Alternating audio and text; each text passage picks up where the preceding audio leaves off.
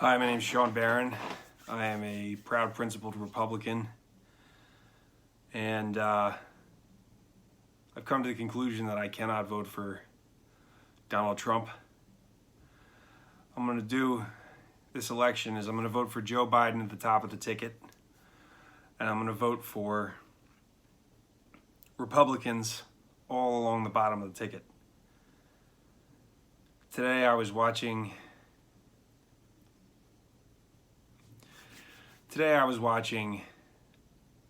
a spokesperson for the Trump party. And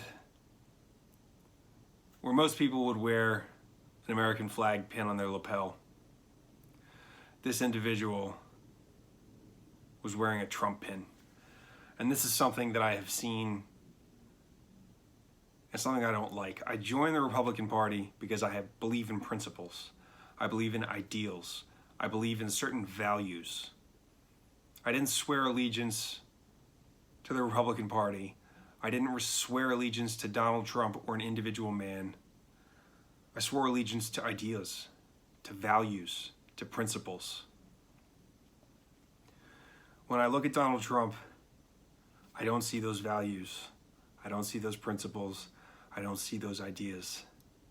And there's one thing that I never see. Something that some people might consider old-fashioned, but something that I still think is worthwhile and this country really needs right now. And that is honor and respect.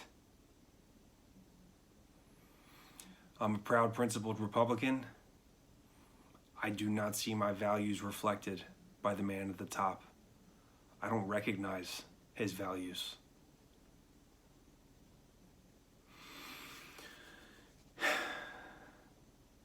I'm deeply concerned. I'm deeply concerned that Republicans' commitment to ideas and values and conservative principles is being supplanted by some sort of a bizarre cult of personality. Something that is destructive and wrong.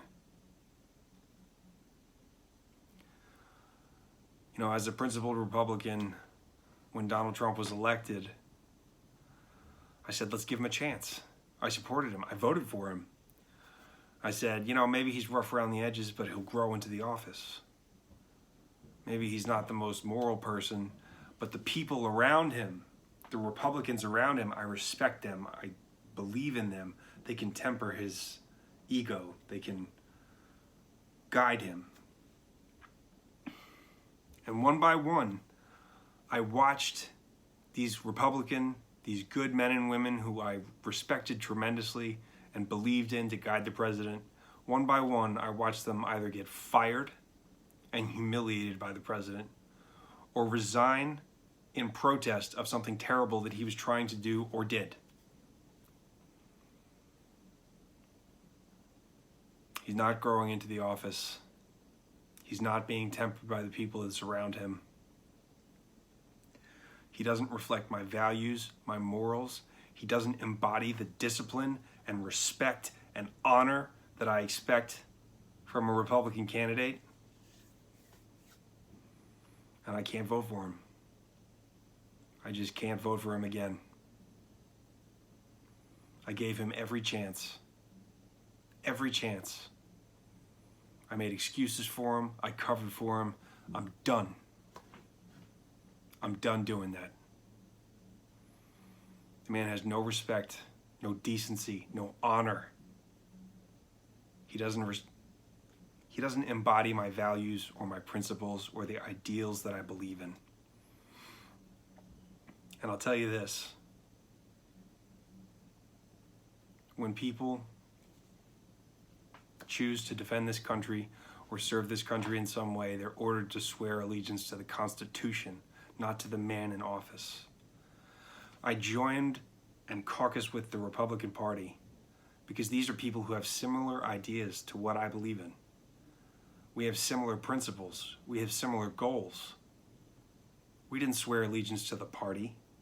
We didn't swear allegiance to the man in the White House. We swore allegiance to the country.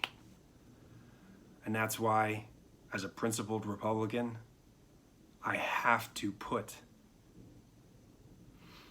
I have to put country over party and vote for Joe Biden. Joe's not a socialist. I watch tons of news. I've done the math. I've looked at this guy up and down.